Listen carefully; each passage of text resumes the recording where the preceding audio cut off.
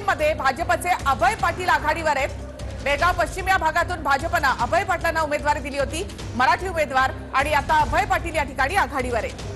महत्वाची बातमी आपण पाहत आहे। सीमा भागामधले हे निकाल बेळगाव पश्चिम मध्ये भाजपचे अभय पाटील हे सध्या आघाडीवर असल्याची माहिती मिळते। रमाकांत कोंडुस्कर महाराष्ट्र एकीकरण समितीचे ते या ठिकाणी निवडणुकीच्या रिंगणामध्ये होते। तर आता चन्नपाटणामधली ब्रेकिंग पाहत आहे। चन्नपाटणामधून जेडीएसचे कुमारस्वामी हे पिछाडीवर आहेत। महत्वाची बातमी आपण पाहत आहे।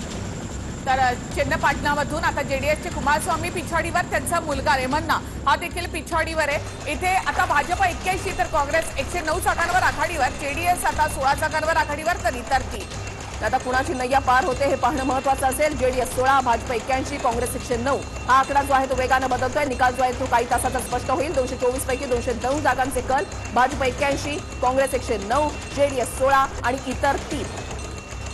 तर आपण इथे पाहतोय की आकडे बदलत आहेत। भाजप आता 81 जागांवर, तर काँग्रेस 109 जागांवर आघाडीवर, जेडीएस 16 जागांवर आणि इतर 3। त्यामुळे काँग्रेसला मॅजिक फिगर काढण्यासाठी आता 6 जागांची आवश्यकता असेल।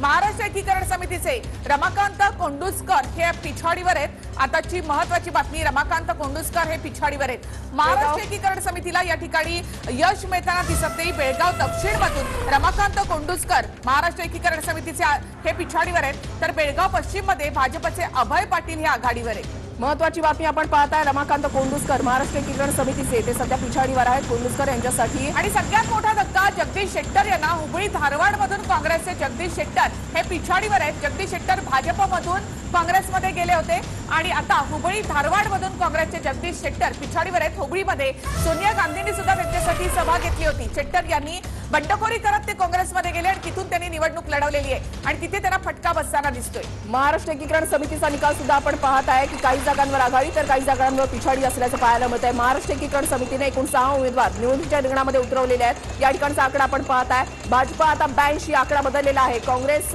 108, जेडीएस 16 आणि इतर 3 हा आकडा जो आहे, हा कल जो आहे तो वेगाने बदलताना आपण पाहत आहे। आकडे सातत्याने बदलताना दिसतात। मात्र या सगळ्यामध्ये आपण पाहतो महाराष्ट्र एकीकरण समितीचे रमाकांत कोंडुस्कर हे पिछाडीवर आहेत।